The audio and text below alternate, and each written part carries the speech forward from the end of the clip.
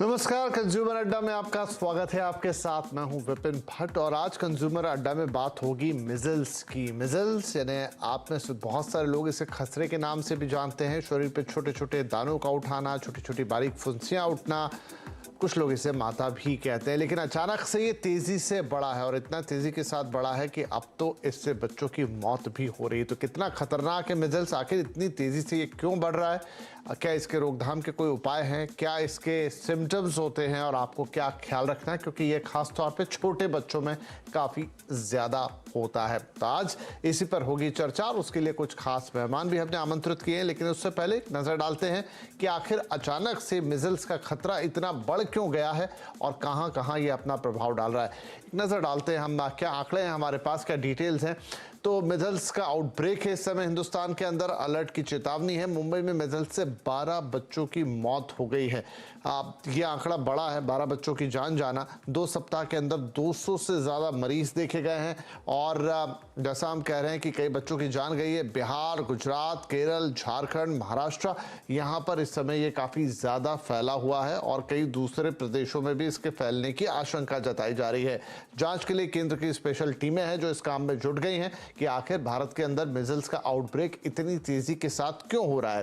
राज्यों को वैक्सीनेशन बढ़ाने के निर्देश दिए गए हैं और कई दिशा निर्देश इसे लेकर जारी किए गए हैं। तो आखिर क्या है ये मिजल्स का मामला और कैसे आप इसे पहचानें और क्या इसमें किया जा सकता है और आखिर क्यों ये जानलेवा बीमारी भी हो जाती है, ये सारी बातचीत आज हम करने जा रहे हैं। हमारे साथ कार्यक्रम में शामिल हो रहे हैं dermatologist doctor Riddhima Malik, SL Raheja hospital में consultant paediatrician doctor Asmita Mahajan और इंद्रप्रस्थ अपोलो हॉस्पिटल में senior consultant infection diseases doctor Jatin Ahuja. आप सभी का बहुत बहुत स्वागत है। तो मैं शुरुआत करता हूं डॉक्टर अस्मिता आपसे। मिजल्स का आउटब्रेक, हालांकि खसरा मिजल्स ये कोई ऐसी नई बीमारी नहीं है, लेकिन एकदम से इतनी तेजी से फैलना, एक साथ कई राज्यों में दिखना, मुंबई में जैसे हमने आपको बताया 12 बच्चों की जान भी चली गई है, इसमें कितना खतरनाक है और ये इतनी तेजी से इस वक्त फैलने का कोई खास कारण है? सबसे पहला कारण तो इस बात का ये है कि जो पैंडेमिक या कोविड-19 की पैंडेमिक और लॉकडाउन के बाद कई पेरेंट्स ने वैक्सीनेशन के लिए, मतलब टीकाकरण के लिए बच्चों को हॉस्पिटल नहीं लेके जाते थे। हॉस्पिटल्स या हेल्थ सेंटर्स या डॉक्टर्स के पास फॉर दैट मैटर नहीं लेके जाते थे। तो इसीलिए जैसे बीएमसी के आंकड़ों में से दिख रहा है, लगभग अगर मुंबई की बात करें तो लगभग 20,000 ऐसे बच्चे पाए गए हैं जो वैक्सीनेशन के लिए ड्यू थे, जो डोसेस पहला या दूसरा डोज ड्यू था और उनको डोज नहीं दिया गया था। इसकी वजह से ये सबसे पहला कारण तो यही नजर में आता है कि वैक्सीनेशन ना देने से ये आउटब्रेक फैला है। दूसरा कारण ये है कि जहां पे भी आप देख रहे हैं कि आउटब्रेक फैला है, वहां पे ज्यादातर स्लम एरियाज, मतलब गरीब एरिया, जहाँ पे हाइजीन और सैनिटेशन की कमी है या एजुकेशन की कमी है। वैक्सीन देने के लिए हम लोग जिसे बोलते हैं, एक वैक्सीन हेजिटेंसी है लोगों के दिमाग में कि इस वैक्सीन के बाद बुखार या रैश आ सकती है तो अभी नहीं देना चाहिए। सिंपल सर्दी खांसी हुई है तो वैक्सीन नहीं देना चाहिए। ये जो गलत थॉट्स है लोगों के दिमाग में या अवेयरनेस की कमी है, उसकी वजह से ये आउटब्रेक फैला हुआ है। ये ध्यान में रखना चाहिए कि जिस बच्चे को मीजल्स वैक्सीन नहीं दिया गया है और वो अगर एक्सपोज होता है इस मीजल्स वायरस को, तो उसको मीजल्स होने का 90% तक का चांस रहता है, क्योंकि ये इतना कंटेजियस वायरस है। और खांसी या जुकाम की वजह से जो रेस्पिरेटरी ड्रॉपलेट्स है उससे वो फैल सकता है। आपके मुंह, नाक या कभी कभी आईज में से भी ये वायरस बॉडी में एंट्री लेके मीजल्स क्रिएट कर सकता है बॉडी में। तो डॉक्टर जतिन, ये तो हमें पता लगा कि शायद वैक्सीनेशन जो छूट गया बीच में और जो पैंडेमिक के चलते एक गैप आ गया, वो इसका एक रीजन बन रहा है। लेकिन खसरा होता है, मिजल्स होते हैं, लेकिन उससे जान चली जाए, ये स्थिति कब बनती है? तो जैसा कि तो मैंने बताया, ज्यादातर जी डॉक्टर जतिन से सवाल है मैम। जी सॉरी। तो जैसा कि मैम ने बताया कि मीजल्स एक रेस्पिरेटरी वायरल इलनेस है और ये एक पेशेंट से दूसरे पेशेंट पे थ्रू रेस्पिरेटरी ड्रॉपलेट ट्रांसमिशन होता है और ये ज़्यादातर देखा जाता है कि जिन बच्चों की अगर इम्यूनिटी यानी कि कुपोषण, अगर पेशेंट की अगर न्यूट्रिशन अच्छा नहीं है, तो ऐसे पेशेंट के अंदर मीजल्स वायरस जो होता है उसकी सीवियरिटी यानी कि तीव्रता जो होती है वो ज़्यादा देखी जाती है। चाहे वो तीव्रता लंग के फॉर्म में निमोनिया में देखी जाए, चाहे ब्रेन में अटैक के एनकेफेलाइटिस फॉर्म में देखी जाए, चाहे किसी और बॉडी पार्ट का इन्वॉल्वमेंट हो, तो severity directly proportional to the underlying nutrition. तो ऐसा देखा जाता है कि जो सोशियो इकोनॉमिक स्टेटस जहाँ पे वैक्सीनेशन को इतना तजज्जुब नहीं दिया जाता वहां पर, और जहां पर न्यूट्रिशन का भी इम्बैलेंस होता है, ऐसे ही जो बच्चे होते हैं उनके अंदर मीजल्स जो होता है एक खतरनाक सा रूप धारण कर लेता है। जी, तो आप कह रहे हैं कि एक तो जो मिजल्स है अपने आप में वो, और अगर माल न्यूट्रिशन की समस्या या अंडर न्यूट्रिशन की समस्या है तो वहाँ पर ये ज़्यादा बड़े खतरे के तौर पे आ सकता है, जहाँ जान जाने की भी गुंजाइश रहती है, आशंका रहती है। डॉक्टर रिद्धिमा, लेकिन अगर हमने कहा जैसे कि महाराष्ट्र, बिहार, कई राज्यों में एक साथ फैला है, उसके कोई खास कारण हम देख सकते हैं क्या? पहले भी इसी तरह के आउटब्रेक्स देखे गए? अगर फैलता है तो पूरे देश में एक साथ एक वक्त में दिखाई देता है? क्या खास मौसम, जैसे अभी सर्दियां शुरू हो रही हैं, ये कुछ खास वजह है इसके फैलने की? देखिए, इसका ना सबसे पहले तो जैसा कि मैम और सर ने बताया, वैक्सीनेशन या फिर ओवर क्राउडिंग, पुअर न्यूट्रिशन, ये सारे मेन रीजंस हैं जिसकी वजह से ये आउटब्रेक हुआ है। सिंस ये बहुत ज्यादा कंटेजियस इन्फेक्शन है, रेस्पिरेटरी इन्फेक्शन है, तो एक जने से दूसरी जने में फैलने के बहुत ज्यादा प्रतिशत बढ़ जाता है। एंड उस कारण ये आउटब्रेक के ये कुछ रीजंस है जिसकी वजह से आउटब्रेक हुआ है। बाकी कोई वेदर रिलेटेड ऐसा कोई डॉक्यूमेंटेशन नहीं है, बट वैक्सीन और वैक्सीनेशन लेना बहुत ज्यादा जरूरी है इस उसमें, क्योंकि वो 99% तक आपका प्रोटेक्शन करता है मीजल्स के लिए। ठीक है, तो डॉक्टर स्मिता, मान लीजिए जिनके वैक्सीनेशन मिस हुए हैं, क्या कोई टाइम पीरियड है या कोई एक ऐसा क्राइटेरिया है वैक्सीनेशन का, या इमीडिएटली भी आप आज कल में जाके वैक्सीनेशन ले लेंगे तो उससे बचाव हो जाएगा? कैसे इसको किया जा सकता है? तो अगर मिस हुए हैं कुछ डोज, तो मैं जरूर कहूंगी कि पेरेंट्स के कि तुरंत ही जो भी बच्चे जो 9 मंथ से 5 साल की उम्र जो कि हाई रिस्क है मीजल्स के लिए, उन बच्चों को जिनको भी ड्यू डोज है उनको तुरंत देना चाहिए। अगर कुछ महीने या पिछले साल भी ड्यू था और आपने किसी वजह से नहीं दिया है, तुरंत लेके जाइए और बच्चों को वैक्सीन दिला दीजिए, और दिला ही सकते हैं आप। दूसरी बात यह है कि वैक्सीन देते ही तुरंत उसकी इम्यूनिटी, जो एंटीबॉडीज क्रिएट होते हैं बॉडी में और अपने को रोग से बचाते हैं, वो तुरंत नहीं होंगे प्रोड्यूस बॉडी में। उसके लिए 4 हफ्ते से 6 हफ्ते भी जा सकते हैं, मिनिमम 4 हफ्ते तो डेफिनेटली जाएंगे। लेकिन फिर भी मैं ये कहूंगी कि जो बच्चे बिल्कुल ही वैक्सीनेटेड नहीं है, उनसे डेफिनेटली जिनको वैक्सीन दिया गया है, दिन ब दिन उनकी इम्यूनिटी पावर, जिनको वैक्सीन दिया है, वैक्सीन देने के बाद दिन ब दिन इम्यूनिटी पावर जरूर बढ़ती जाएगी। ऑफकोर्स प्रोटेक्शन पूरा होने के लिए पूरे 2 डोसेस की भी जरूरत है, लेकिन 1 डोज से भी काफी प्रतिशत हद तक बेबी प्रोटेक्टेड हो सकता है। चलिए, ये इंपॉर्टेंट बात है जो आपने बताई कि 2 हैं रिक्वायरमेंट, लेकिन अगर 1 डोज भी दिया तो भी बच्चे को प्रोटेक्शन मिलेगा। एंटीबॉडीज बनने में लगते हैं 2-3 से 4 हफ्ते, लेकिन जैसे ही आप ये डोज दिलाएंगे वो अपना काम शुरू करेगा, यानी प्रोटेक्शन की शुरुआत हो जाएगी।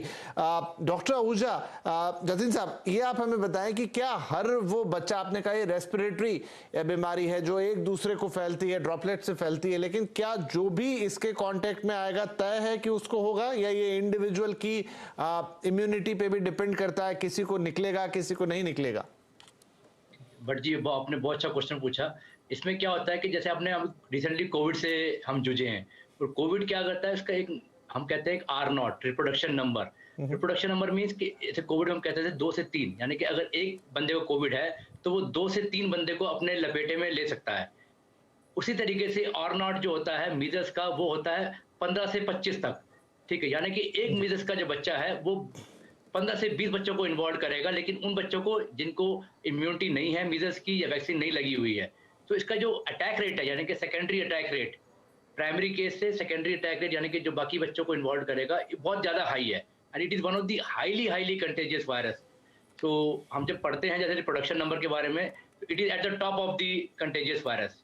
और ऐसा नहीं है कि ये आउटब्रेक इंडिया में अभी देखा गया है, ऐसे पहले भी इंडियन आउटब्रेक हो चुके हैं। और लास्ट अभी रिसेंटली 2019 के अंदर बहुत बड़ा मेजर आउटब्रेक हुआ था न्यूयॉर्क के अंदर, और 2019 में इसमें मल्टीपल कम्युनिटीज इन्वॉल्व हो चुकी थी और काफी बच्चे इन्वॉल्व हुए।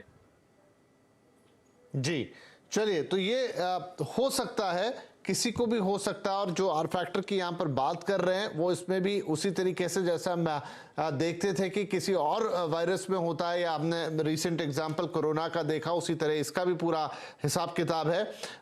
डॉक्टर मलिक, ये बताएं हमें कि जो बच्चे इसका शिकार बनते हैं वो अमूमन 1 से 5 साल की उम्र के, जैसा हमारे बाकी पैनलिस्ट कह रहे हैं, लेकिन क्या ये जरूरी है कि इतने ही उम्र को ये खतरा? इससे बड़े बच्चे हैं, अब 6 साल का, 8 साल का, 10 साल का, 15 साल का, वो भी बच्चों की कैटेगरी में आते हैं, क्या ये उन्हें भी हो सकता है या एडल्ट्स को भी पकड़ सकता है?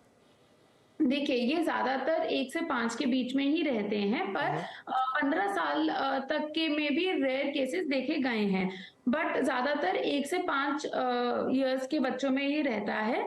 एंड इसके बट मैं एक बहुत इंपॉर्टेंट चीज, इसके जो लक्षण है मदर्स को बताना चाहूंगी कि जैसे इनके लक्षण जो आए, आप इमीडिएटली डॉक्टर को जाके दिखाएं, क्योंकि प्रिवेंशन इज बेटर। सो अगर हम जैसे इसके लक्षण हो गए तेज बुखार, जुकाम, ये सब जो हो, या फिर मुंह में कोई छाला हो, तो ये सब अगर ये डेवलप कर रहे हैं बच्चे, तो इनको जाके कंसल्ट करें डॉक्टर को और अपना प्रॉपर ट्रीटमेंट लें। ठीक है, आपने लक्षण बताए। डॉक्टर अस्मिता, लक्षण चलिए आपने पहचान लिए, आप डॉक्टर के पास गए, आपको साफ साफ समझ में भी आ गया, इसका ट्रीटमेंट क्या है? क्या वैक्सीनेशन ही इसका इलाज है, या फिर आप लोग अलग से कुछ दवाइयां प्रिस्क्राइब करते हैं, या कोई मेडिकेशन पे बच्चे को भेजा जाता है? कैसे काम करता है?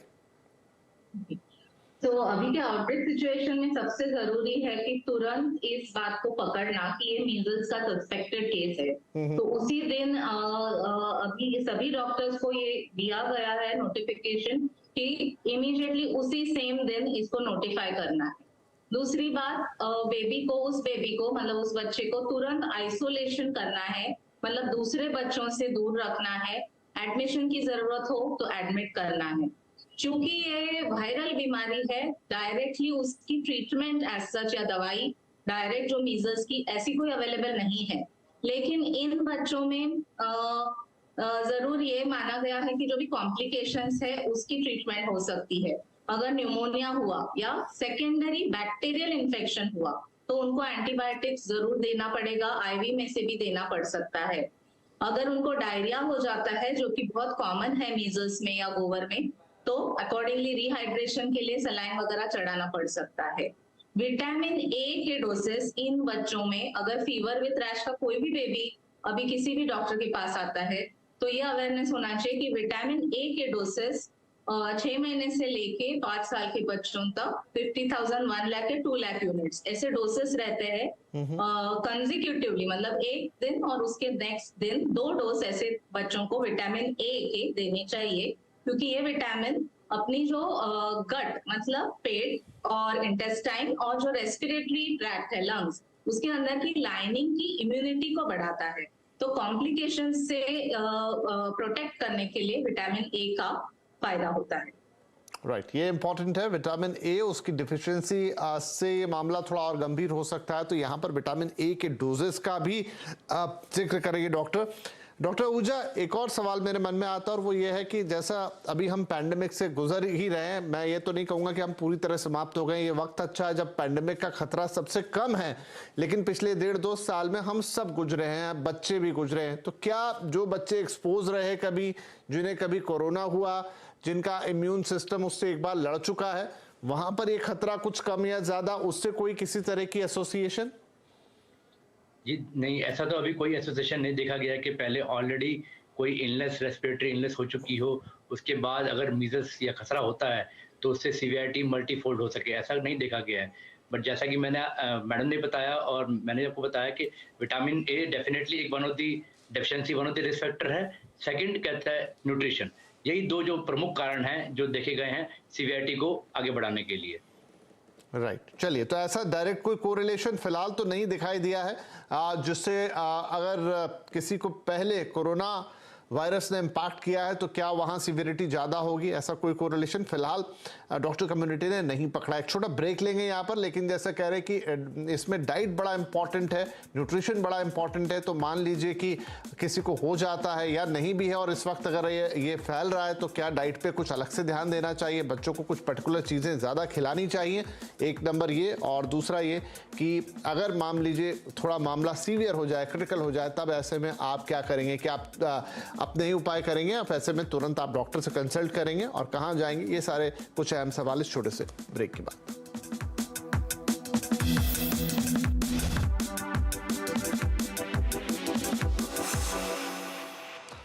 Welcome back. आज हम बात कर रहे हैं मिजल्स की, जिसका इस वक्त भारत में काफी तगड़ा आउटब्रेक हो रखा है। कई राज्यों में एक साथ फैल रहा है, कई राज्यों में बच्चों की जानें भी जा रही हैं। खतरनाक है मिजल्स यानी कि खसरा।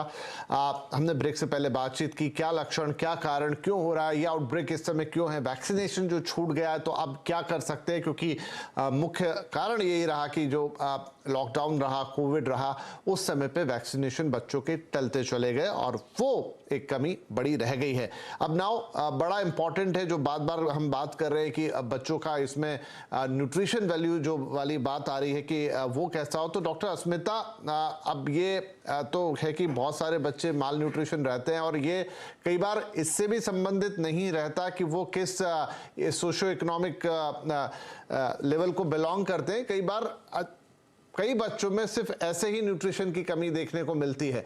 तो क्या अलग से इस समय बच्चों को कुछ उनकी डाइट में सप्लीमेंट्स देने चाहिए जब हम देख रहे हैं कि देश में आउटब्रेक है, क्या करना चाहिए? जी, जैसे कि आपने बहुत ही सही तरह से कहा, ऐसा नहीं है कि सिर्फ गरीब बच्चों में ही माल नरिशमेंट हो सकता है। अंडर न्यूट्रिशन कोई भी कम्युनिटी के बच्चों में पाया जा सकता है।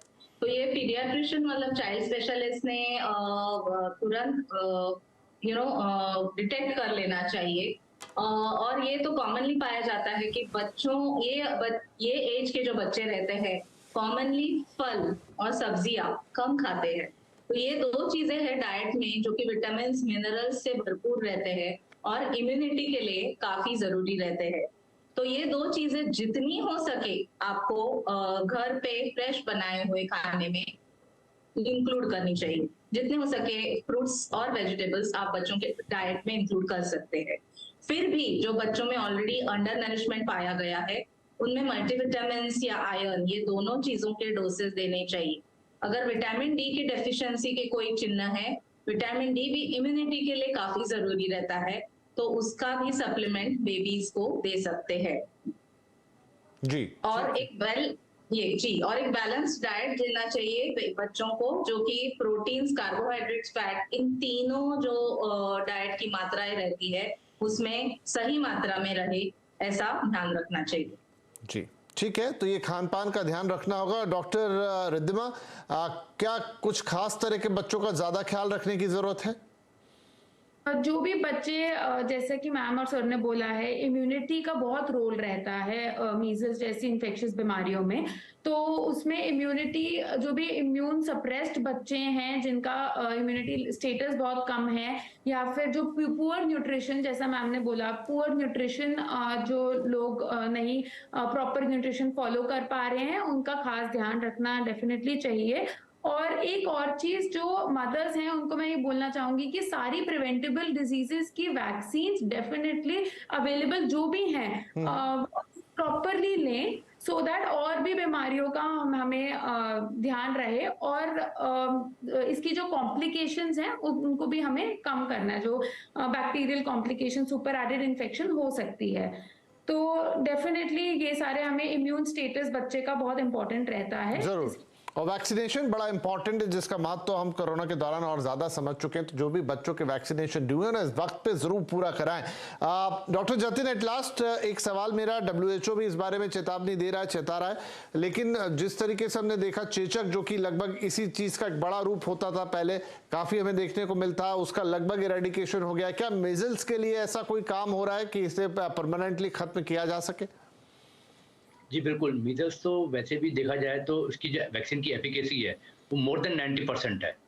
एंड एक बार अगर आप कहते हैं बचपन में 2 डोज लगवा लेते हैं, दोबारा इतना जरूरी नहीं होता कि भाई आपको वैक्सीन लगानी पड़ेगी, बिकॉज एक रूल होता है हार्ड इम्यूनिटी, कि जिन बच्चों को आपको या जिन बड़ों को भी वैक्सीन लग चुकी है बचपन के अंदर, वो ऑलरेडी अपने एंटीबॉडी प्रोड्यूस कर चुके होते हैं, जिसकी वजह से अगर कोई पॉजिटिव पेशेंट से एक्सपोजर उनका होता भी है तो भी वो उनको मीजल्स नहीं होता। इसे कहते हैं हम हार्ड इम्यूनिटी। तो हार्ड इम्यूनिटी एक अच्छा रोल प्ले करती है और आई थिंक कहता है वो चीज़ बहुत ज़रूरी है। और बाकी कहता है जो WHO स्टेप ले रही है regarding the further curb this outbreak, वो तो डेफिनेटली कर ही रही है। आने वाले टाइम में पता लगेगा कि कितना हम सक्सेसफुल हो पाते हैं। राइट तो 2-3 प्रमुख बातें फिर से रिपीट कर देता हूं कि लक्षण को पहचान लेना बहुत ज़रूरी है, और अगर लगता है कि बच्चे को मिजल्स हो रहे हैं तो तुरंत डॉक्टर के पास ले जाएं, उसे आइसोलेट करें ताकि दूसरे बच्चों में ये तुरंत ट्रांसफ़र ना हो, क्योंकि बहुत तेज़ी से ट्रांसफ़र होने वाली बीमारी है। न्यूट्रिशन का यहाँ अहम रोल है, तो बच्चों के खान पान का अच्छा ध्यान रखिए, और साथ में वैक्सीनेशन अगर ड्यू है, जो कि रह गया है बहुत सारे लोगों का पैंडेमिक के कारण, उन्हें ज़रूर पूरा करें। आज भी वैक्सीन लग जाती है तो बच्चे के लिए अभी से सुरक्षा कवच एक तरह से काम करने लगता है। तो इन 2-3 बातों का जरूर ध्यान रखें, और खासतौर पे जो छोटे बच्चे हैं 1 से 5 साल तक के, वहां विशेष ध्यान देने की जरूरत है, क्योंकि आउटब्रेक उन पे सबसे ज्यादा इंपैक्ट डाल रहा है और उन्हीं को ये बीमारी सबसे ज्यादा पकड़ती। बहुत शुक्रिया बाकी आप तीनों ही मेहमानों का, आज आपने काफी इंपॉर्टेंट बातें बताई। आई होप कि जो आउटब्रेक इस समय है उससे निपटने के लिए सारी बातें दर्शकों के लिए और बाकी लोगों के लिए बहुत काम की रहेगी। नमस्कार।